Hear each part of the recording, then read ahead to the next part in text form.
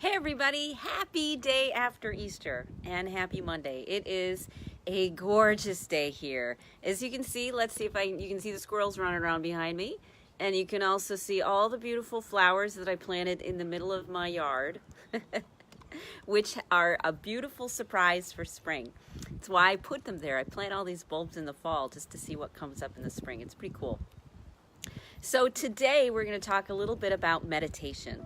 Now, if you don't know who I am, I'm Rita Hickman. I'm a body-mind expert. I'm a Shiatsu massage therapist. Hey, Nicole. And my specialty is helping women who are in toxic or narcissistic relationships really get their strength back so that they can heal, so they can stand up for themselves, so that they can move forward, so they can create wonderful relationships. This is my gift in order to share. How do you cope with all of this stuff, with all the nastiness that comes with narcissism? Hey, Tracy. So I hear a lot from women who talk about how meditation does not work for them. And I totally get that, because many times when we try meditation, the idea in our mind, hey, Dina, the idea in our mind is that we need to sit there and stare at a candle and clear our mind of all thoughts, that we need to be empty in our head. And many, when you're in narcissistic relationships or toxic relationships, it's really hard not to constantly be obsessing and angry and frustrated with all of the random attacks and criticisms and manipulation and all of the nastiness that can come, when you're in a relationship with someone who has a mental health issue like that. So meditation traditionally does not work well for people who have a hard time shutting down their mind, who have a hard time, emptying it, hey Kim, and being in a place of peace and, imagining they're on a beach. That's really, really hard. So I'm going to give you one of the hacks and one of the tips and tricks as to how meditation really can work for you. And it's along the lines of mindfulness. So as I said, many times when we're hijacked by an emotional situation, being minimized or belittled or demeaned or attacked or spewed upon, what happens is we have this flooding of emotion. Hey, Lele, we have this flooding of emotion, and then our mind starts going a little bit crazy. It starts thinking about how angry we are and how this happened to us again, and what are we going to do about it? We obsess usually about, the same 3 or 4 thoughts. Why did they do this to me? How do I make it stop? What triggered it this time? Hey, Kellyanne. All of those things really are in the foremost of our mind. And meditation is the last possible thing that you can try, because you just can't get your mind to shut off. So let's come at it from a body-mind perspective. Let's come at it from a body perspective. We all know that when you get your body to feel good, then your mind starts to quiet down. It's not about you quieting your mind in order to quiet your body. It's really about quieting your body in order to quiet your mind. Now, with meditation, one of the goals is to separate your thoughts from your body. There's still a connection. That's that observer piece that you always hear about. Observe your thoughts, let them come and go. Don't attach to them, as they're rapid firing at you 1,000,000 miles an hour and you can't get your mind off of them. So a real benefit of meditation is not about watching your thoughts. Hey, Jamie, it's about watching how your body feels and not attaching any thoughts to it. So let's say you just had an altercation with someone who has purposely pushed your buttons. The way you want to meditate with this is to pay attention to your body instead of your thoughts. Most people think that you can't do that. Hey, Tracy, most people think that they're very focused on their thoughts and not as focused on their body. So the first thing you do is you pay attention to where you're feeling these things. Is it in your heart? Is it in your shoulders? Is it in your stomach? That's the first thing you do. You only have so much space in your brain to pay attention to something. So you can either pay attention to your thoughts, which are crazy making, or you can pay attention to how your body feels. You can usually only do one or the other. That's all you have space for. Hey, Alpa.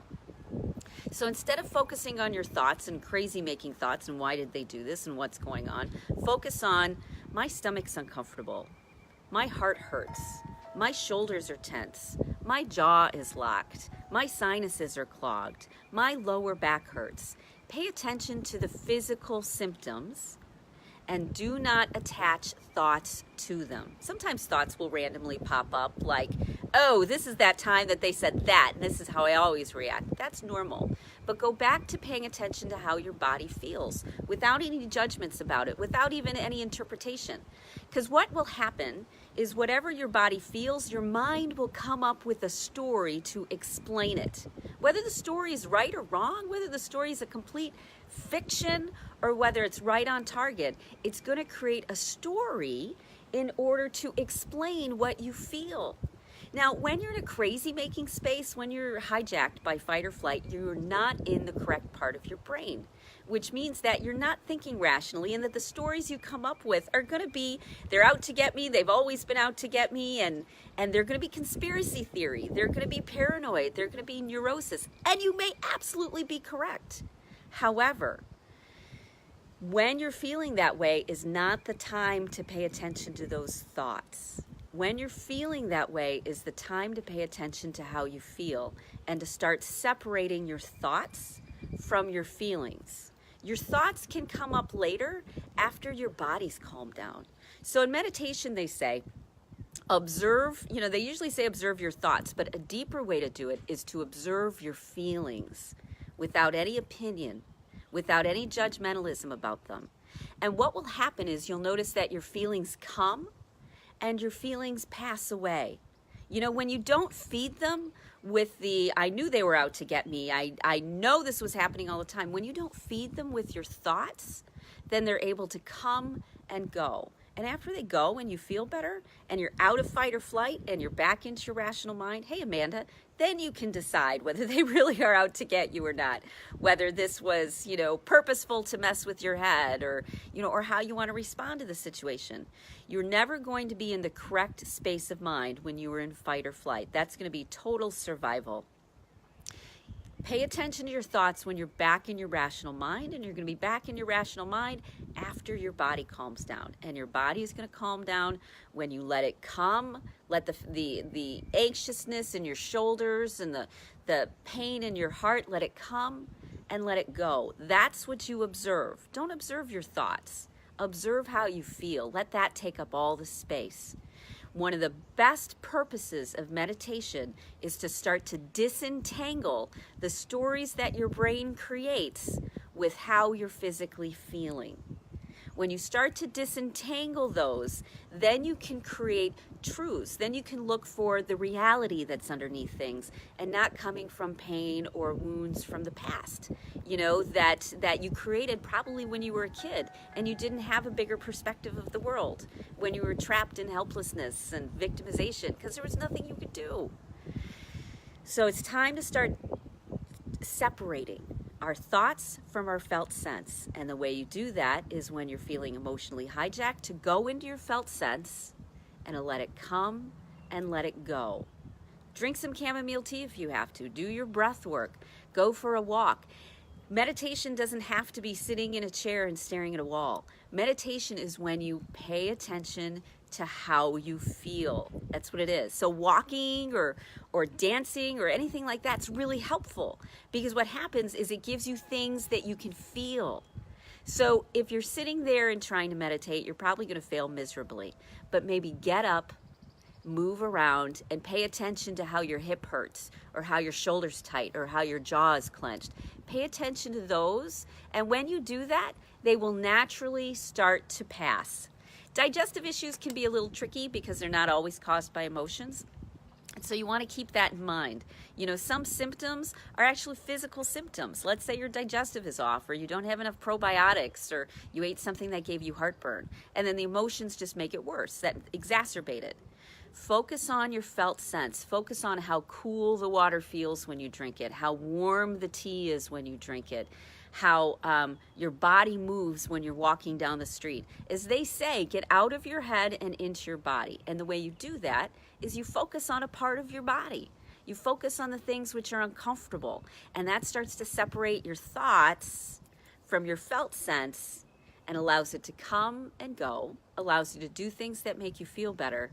And only when you're back in your rational frontal lobe can you really make a determination. as to what just happened, you know, whether you were attacked, how you want to handle it. Hey, Adrian, all of those good things, okay? So this is how meditation can help you. Not because you're trying to get a clear mind, because you're trying to clear your head, but your head will become clear when your body feels better. So do things that make your body feel good, allow them to come and go without creating any stories around them. And even when the stories come up, don't pay attention to them. Say, I'm not in my right mind.